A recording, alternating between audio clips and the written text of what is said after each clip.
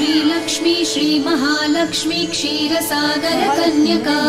उत्तिष्ठ हरिसम्प्रीते भक्तानां भाग्यदायिनी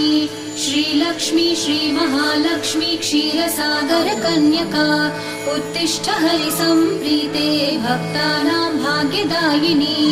उत्तिष्ठोत्तिष्ठ श्रीलक्ष्मी विष्णुवक्षस्थलालये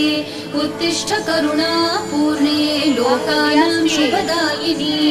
उत्तिष्ठोत्तिष्ठ श्रीलक्ष्मी विष्णुवक्षस्थलालये उत्तिष्ठ करुणापूर्णे लोकानां शुभदायिनी श्रीपद्ममध्यवसिते वरपद्मनेत्रे श्रीपद्महस्तचिरपूजित पद्मपादे श्रीपद्मजातजननी शुभपद्मवक्त्रे श्रीलक्ष्मी भक्तवरदे तव सुप्रभातम्।